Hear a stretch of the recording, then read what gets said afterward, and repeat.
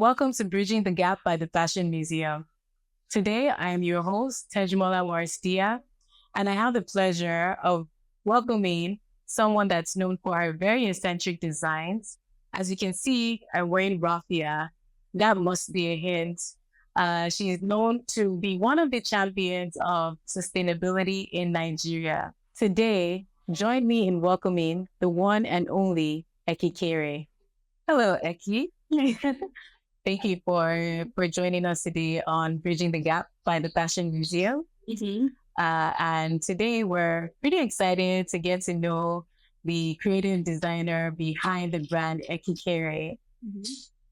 So curious minds want to know, who is Ekikere? Can you give us a bit about who you are? Well, I'm a mom, and then I'm the creative director behind this brand. Yeah, I'm a designer, and I don't know if I should say I'm a fashion enthusiast, but I'm just like this very curious person that likes to play a lot with materials around me. I play with fabric, and then I play with metal. I play with paper. I basically play with anything around me. And I know a little bit know me from the brand Ekikere and really about the fashion. But then I play with wood as well. You don't know much about that. It's something that is this year I'm gonna explore. I'm probably gonna show more other part of me as well. That is not really fashion. So yeah. Oh, that's awesome. We're here for it. We look forward to that. So do you mean like in terms of exploring through accessories? Because Yeah.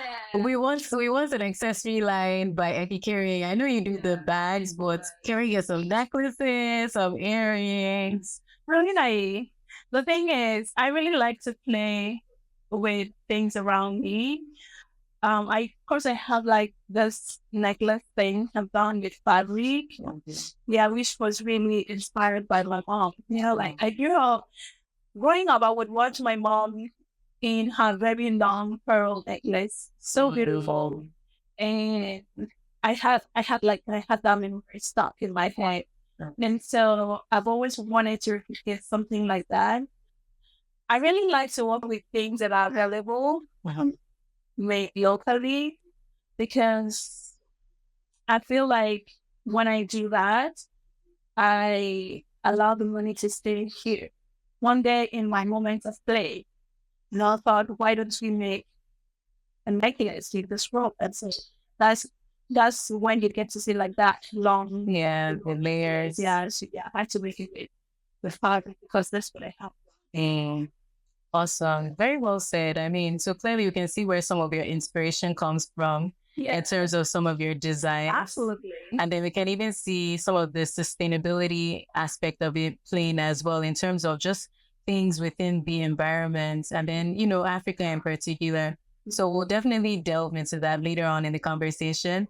But in terms of your inspiration and where you are today, have you always known, like as a little girl, if you wanted to be a fashion designer? Is this something that's innate, or is this something that you just kind of grew on in? Yeah, so the thing is, if you reach out to my parents right now and ask them, are you surprised you look like the fashion designer? I can tell you they will be surprised. Yeah. They would never be It's always been you. Yeah, this has always been me from day one. They were not surprised that I'm in like this. Okay, I say weird, but some people say unique. But yeah, they won't be surprised that I'm this weird.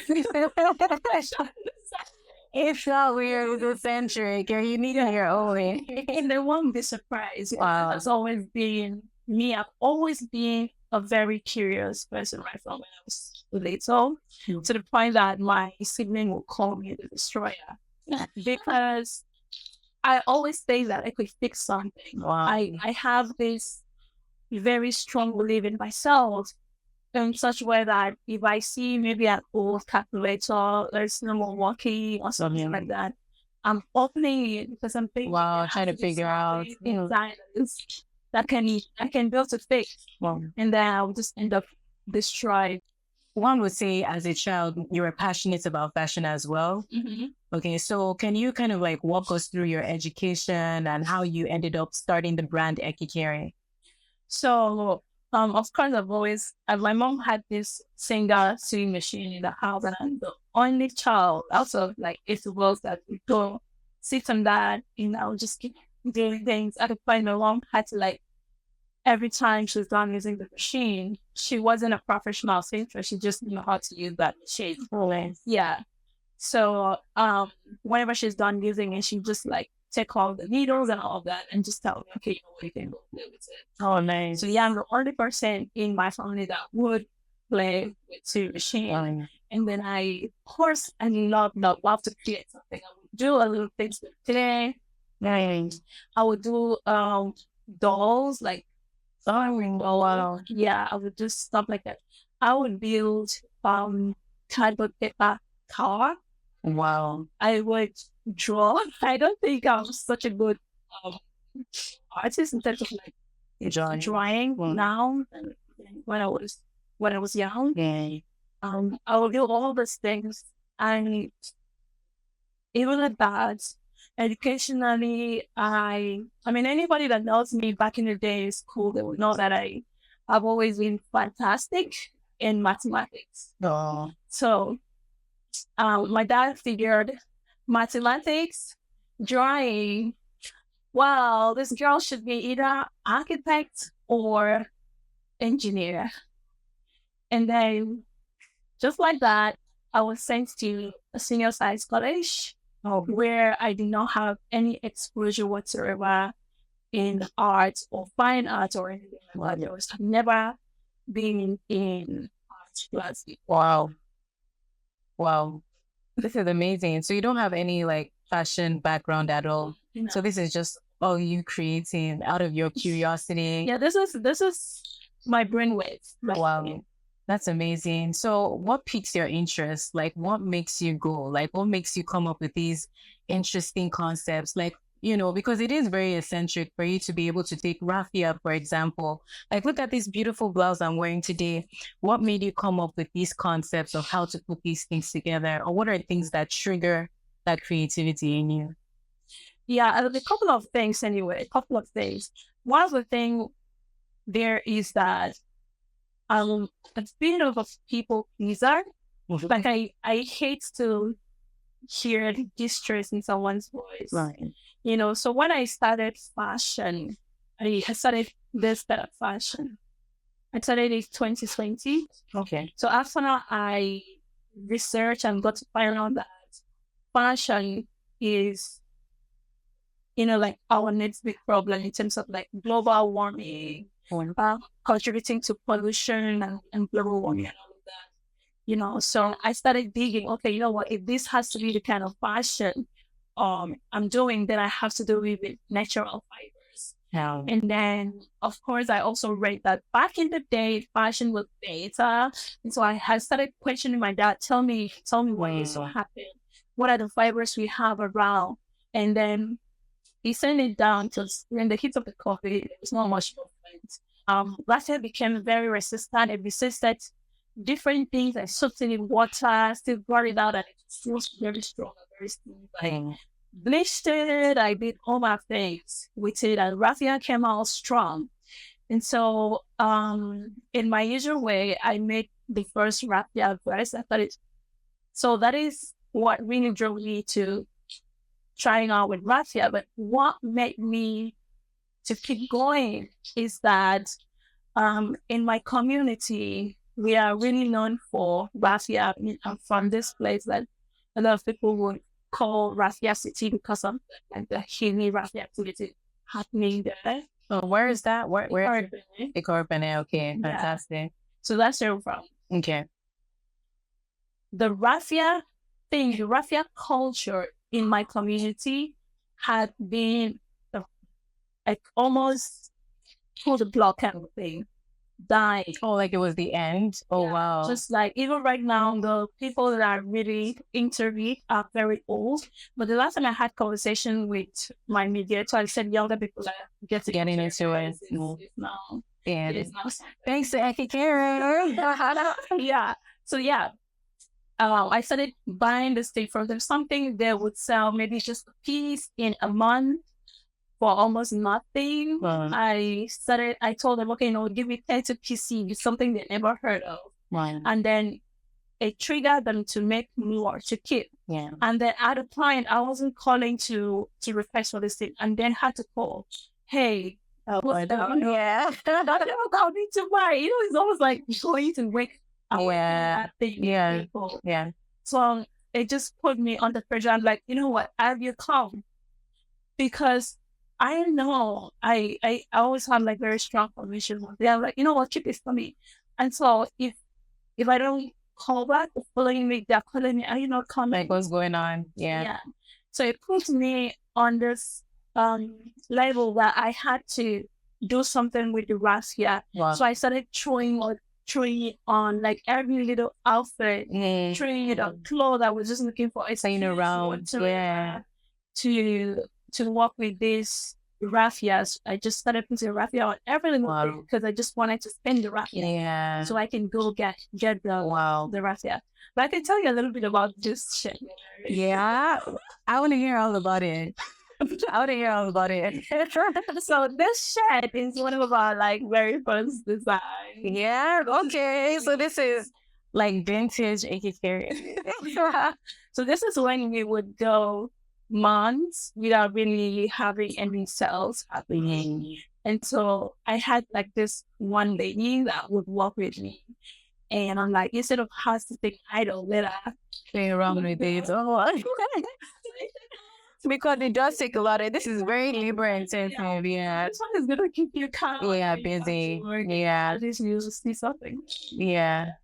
That's amazing. I mean, what you're doing is so profound because yes, it's fashion, but it's actually beyond fashion. I mean, literally, it's like you reviving a dying market. Like literally, these people are doing raffia. They didn't have any business, and you just out of your curiosity. I guess this is why it's important to feed your curiosity, right?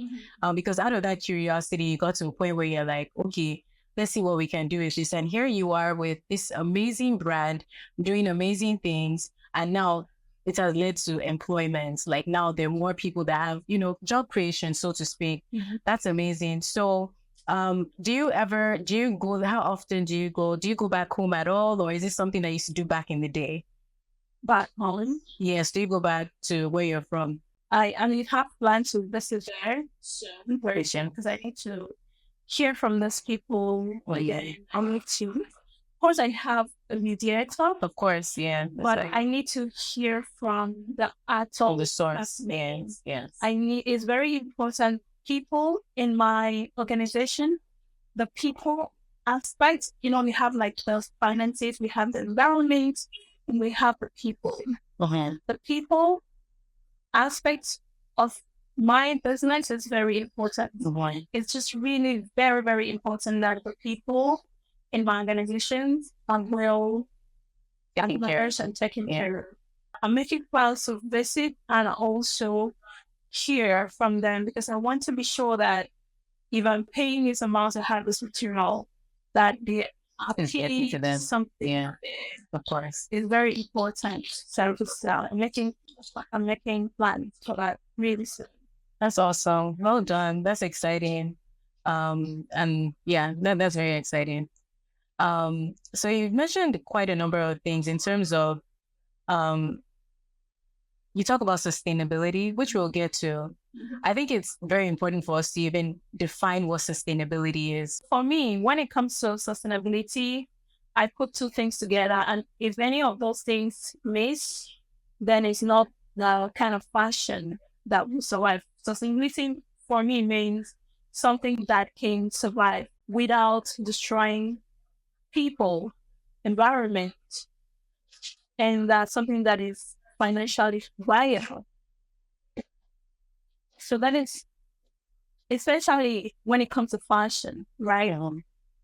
So if your fashion is good for the environment and it's good for the people, but it's not generating income, then it's going to die. It's just a matter of time. Yeah. It's not sustainable. Yeah.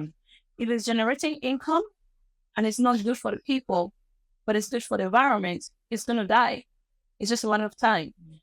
Any of those things, if you raise any of those, just one word, one of those financing, this, that, if any of those things is missing, it's just not sustainable. If you can figure out how to make clothes with rubber without destroying the environment, destroying human beings, and it's generating income, then it's sustainable. Yeah. But if you cannot figure out how to do that, That is not, it's not sustainable. so yeah.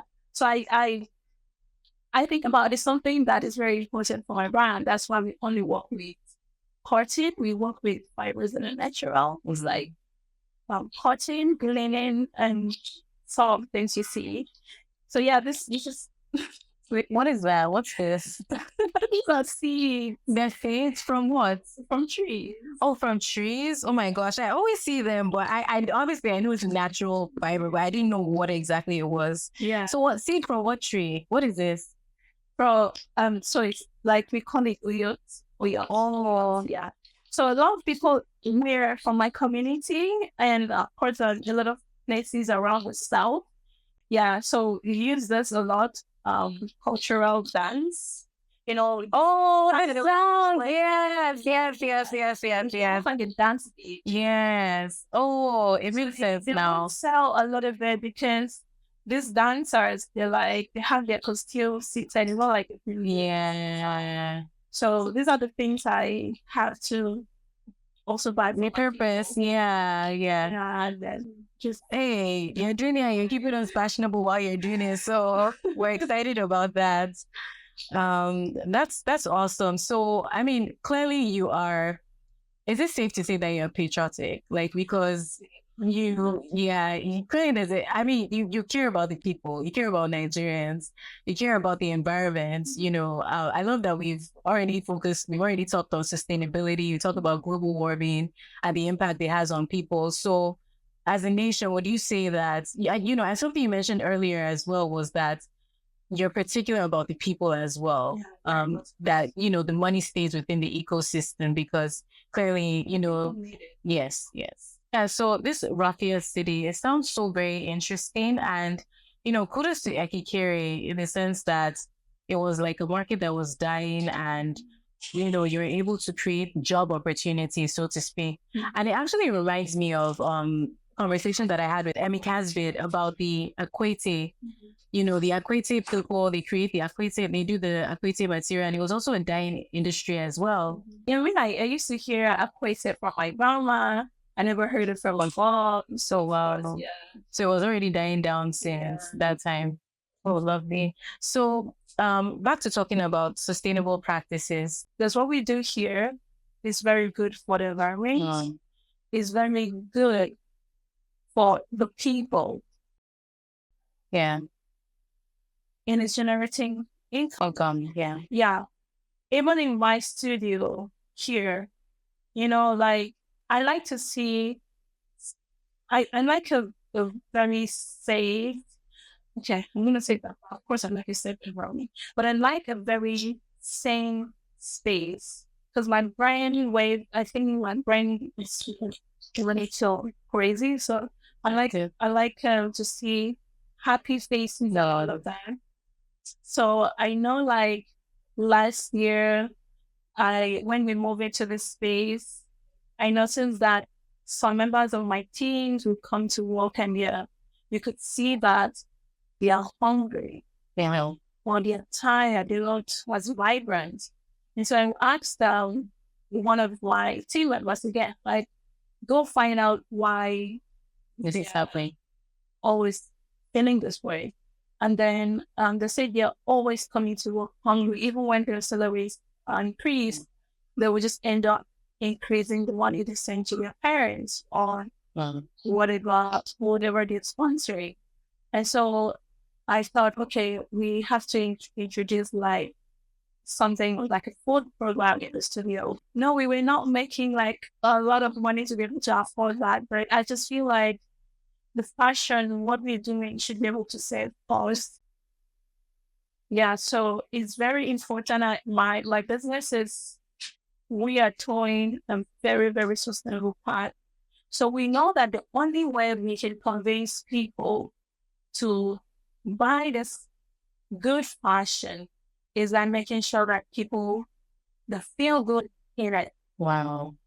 So they put it on and they feel good, they feel comfortable, they love it. Wow. So it's something that we think about the environment, we think about a whole lot of things in our fashion.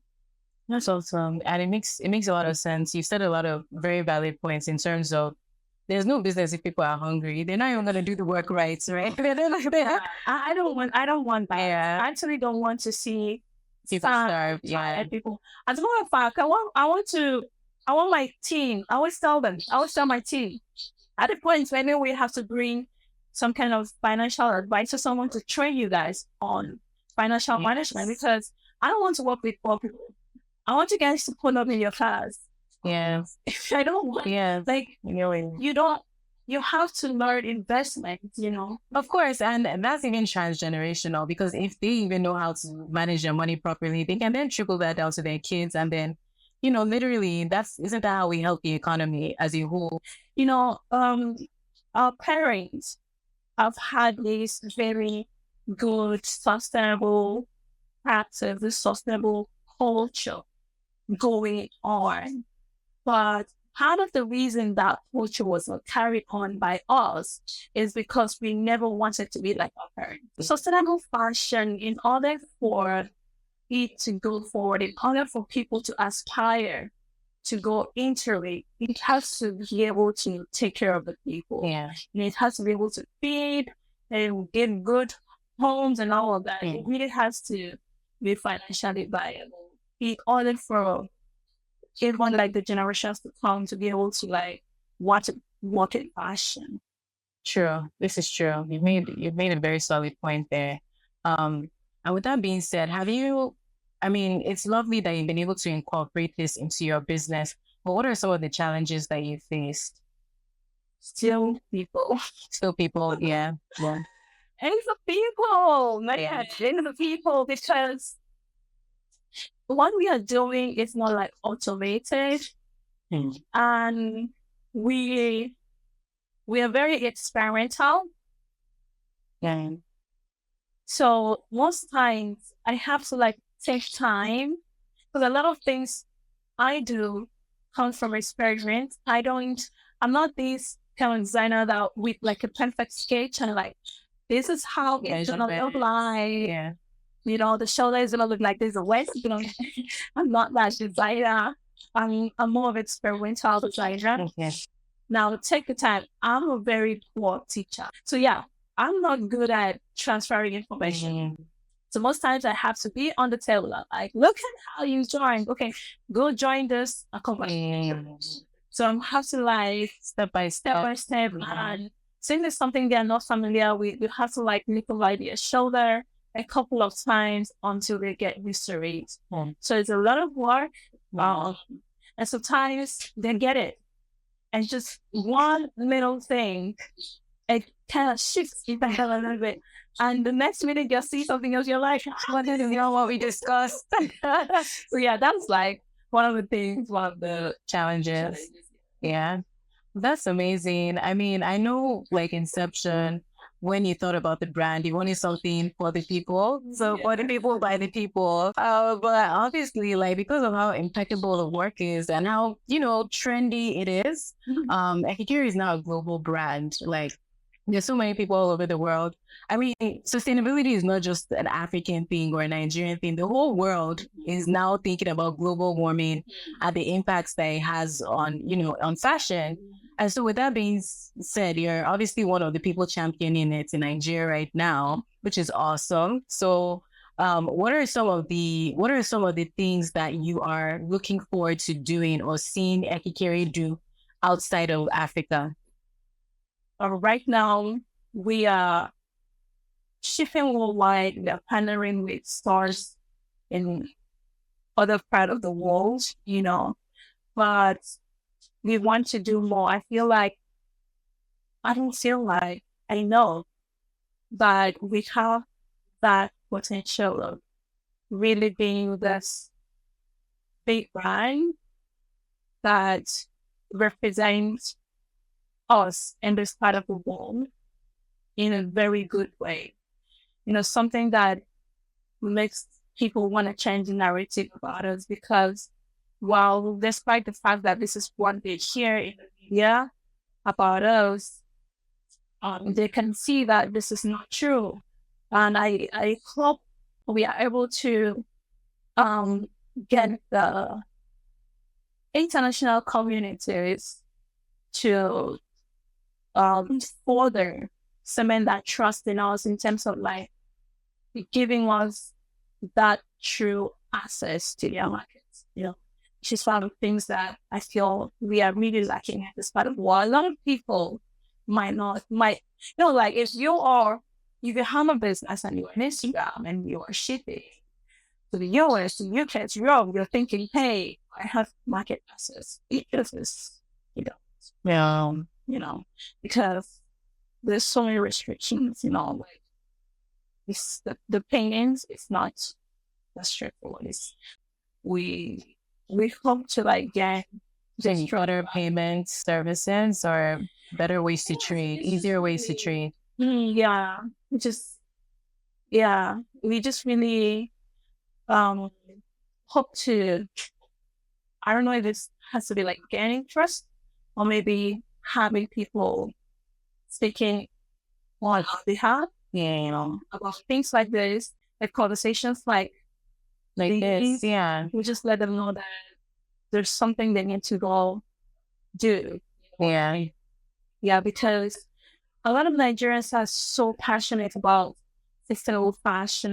When I read about sustainable fashion, I see some brands around the world getting into it. But I see even more brands around me being very passionate about it. A lot of them misunderstand it in terms of like, color-wise, this, that, like that. But there is this passion, there is this willingness to do it. Like when you want to think about recycling, for instance. By the way, we recycle a lot, Jane. I know that a lot of people when the seasons are mini journeys, like pass them in, they don't anything things of like recycling, upcycling, yeah. Like that's awesome. Upcycling is making it a serious comeback now. Yeah, it's really just me using it creatively and all of that. But when you think about it, a lot of young brands with more like parental thoughts sitting, just back them up in this risky journey, stepping into stuff like this. So a lot of times when brands in Nigeria, I'm going to say Nigeria, I'm not going to say Africa. Yeah, because people are there, African countries, yeah. But a lot of times, people, when they hear brands say recycle, we are thinking that maybe there are like some year where you have like heaps of food just sitting there, and then you then go and like check the one you want and go and recycle. Yeah. So that's not true. You have to buy it. Wow. At even in more higher rates than you would have if you were to buy a piece of fabric, maybe like 1 year or 2 years. Oh, wow. So that's interesting. Actually buy this thing to recycle. So these are the young brands with no money buying stuff to recycle. And so when you're done buying, you have to clean it. Well, and so you spend more time cleaning, and then now you have this thing that has already been designed and we want to redesign. That's a whole different ballgame because you're restricted in so many ways. So it takes a lot of brain energy, a lot of time for you to figure this thing out. And then when you're done figuring it out and you want to sell, the shape part is not going through. The frustration of it all. It makes someone want to think like, like things like this makes people with good intention to just like, what? I have to get light, I have to eat. And so, designers who are passionate about sustainable fashion or cleaner kind of fashion for good for the earth. Yeah. I feel like they need everybody to treat themselves more access to market. I'm talking about worldwide. Yeah. This is awesome. And, you said, I mean, you've hit so many different areas and even from a recycling perspective, but more so you talk about the challenges of look at the different various phases that one has to go through from actually finding the item. When you find the resourced item, you have to purchase it. After purchasing it, you then get to a point where you go through the cleaning process, which is additional funding. Yeah. And that's like starting from below ground zero, literally, because ground zero is okay, how do we start creating, right? But then you're restricted because there's already something in place, right? So you've made a very, very valid point. And I'm happy that we're having these conversations. To be honest, that's why Bridging the Gap is here. Like, that's why we created it, so that we can literally bridge that gap between these are what the issues are and these are what the solutions are, right?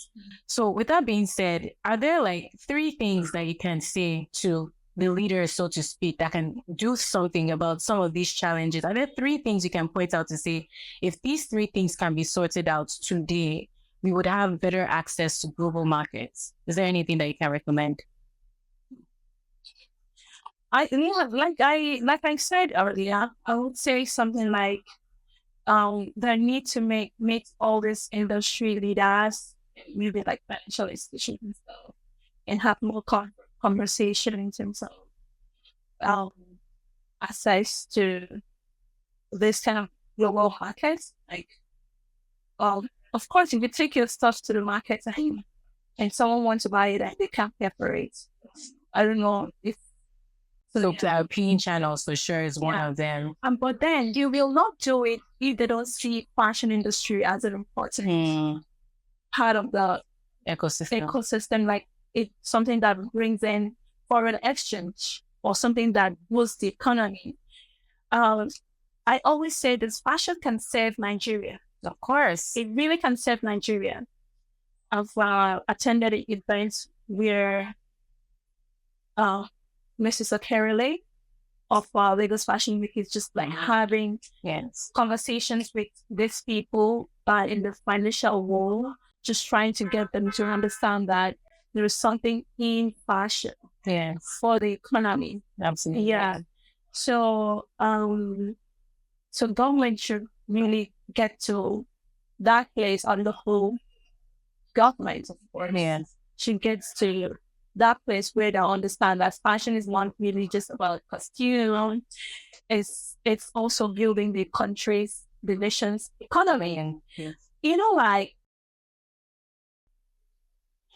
there is this scenario that played around on Twitter. I think it's actually going on right now, because sometimes when I open my Instagram, I'm seeing this guy just talking like, Nigerian designers are charging this amount of money.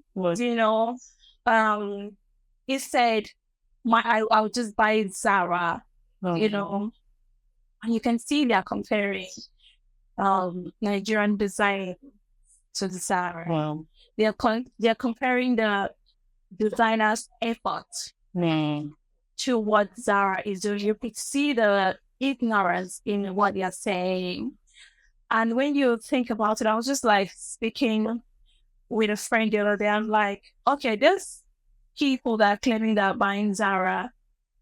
I'm going somewhere. No, I'm talking about government. No. But I'm trying to get you to see the mindset around, which is because it's going to be the same mindset with the government. Oh, wow. Because who are the governments? We coming in for loss. Yeah. So I'm like, okay, these people claiming that Zara is actually cheaper than a Nigerian brand. How much did they buy their last Zara? No. Can they convert it? And then if a Nigerian brand wants to sell that kind of item for them at that price in Nigerian currency, Nigerian naira, would they easily want to pay for it? No. So it really shows how an average Nigerian, and you see like a lot of people that are saying these things are like young people. So you see like the mindset of the young people, the young Nigerians. Young Nigerians are so little faith in the country that they don't believe something good can come out of this country. So they either see something good coming out, they're saying it's what we want to be. You know, so they don't believe that fashion can make good business in this country. So they are even afraid to dream. So I just feel like it's really the responsibility of the government to see to the fact that Nigerians can dream while in Nigeria, while being in Nigeria. Because a lot of Nigerians feel like they need to get out of Nigeria to be able to dream. You know, and so you see that playing out even in their like work ethic. They're like, you know, and then when they see people is supposed to like, you know, well, take notes and actually see what they did, they believe is fine. And they believe it's money luxury. And they peddle this thing around so easily. Like they're just like, you're saying with their full chest as if they saw it. You know, which is it's sad. That's one of the things that I really felt sad about. And it's also sad that they would compare designers, something they don't understand. Many like conversations like this could expose a lot of people to what the difference between designing and tailoring. You know, you know, like even tailoring is a hard job. Absolutely. But then when it comes to designing, especially like what I do, it's almost like surgery. It's almost like you have to bring out your soul, put it on the table, and just work on it.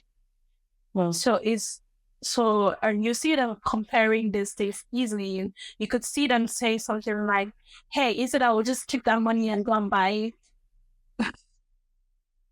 Gucci or something like that."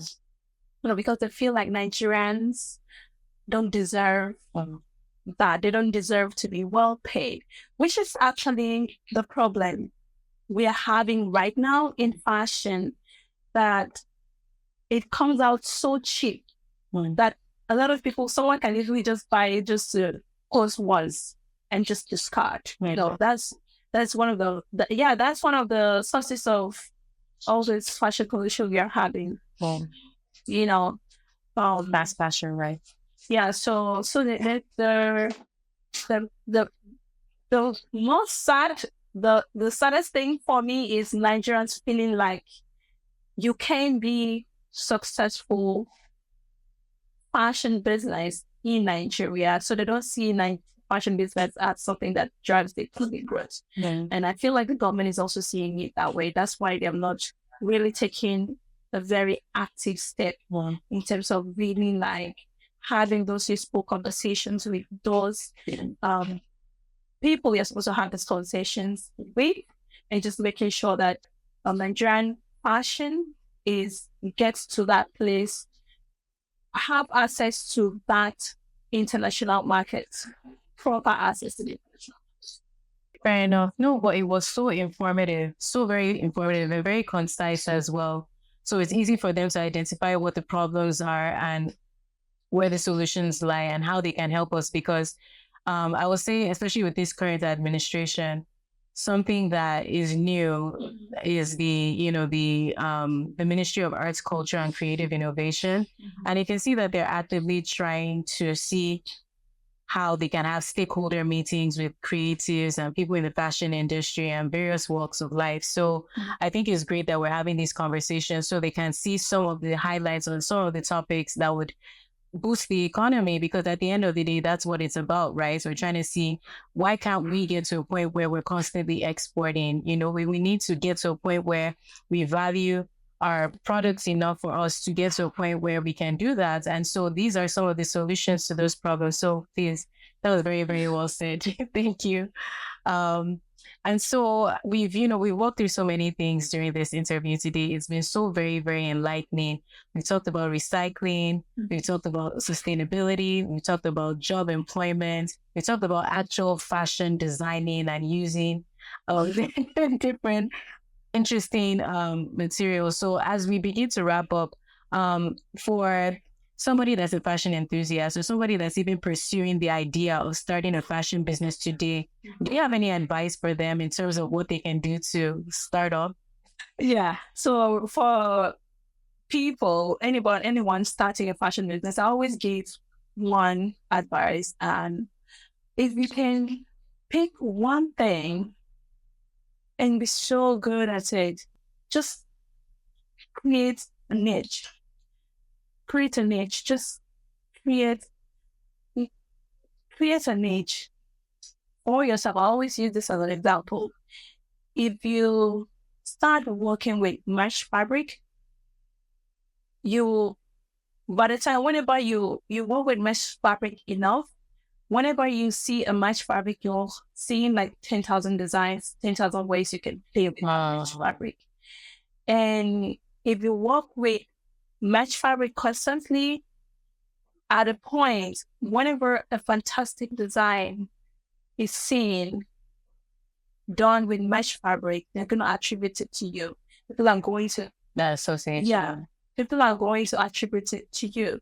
So you just have to like create a niche, a space, and just stay there. You don't have to try to be everything to everybody. If someone needs a tailored suit, they know who to go to. They know who to go to. They don't need to come to you for everything. I mean, yourself, you don't even want to have your wardrobe filled with only your products. Right. So you just have to like create that corner. If you know that you have a niche, stay there and master it really hard, because it's going to be so hard. It's going to be so hard. And maybe if you are not that lucky, you can also get like the side hustle, but don't try to be everywhere. Don't try to feel like, hey, this person is doing this and it's going viral, is something I have to, we're going to destroy your brand. Fair enough. That makes sense. Thank you. Very good advice. Thank you. That's amazing, Aki. Thank you so much for your time today. You walked us through so many different aspects of the business. We talked about the economic impact of fashion. We talked about job creation. We talked about financial literacy and the importance of even treating your workers properly in order to have a successful business. So I would say that somebody that's looking to start a fashion business would definitely find this particular episode very helpful and useful to be able to, at least understand what they're getting into. So thank you so much for your time. This has been amazing. And we look forward to working with you more in the future. Thank you.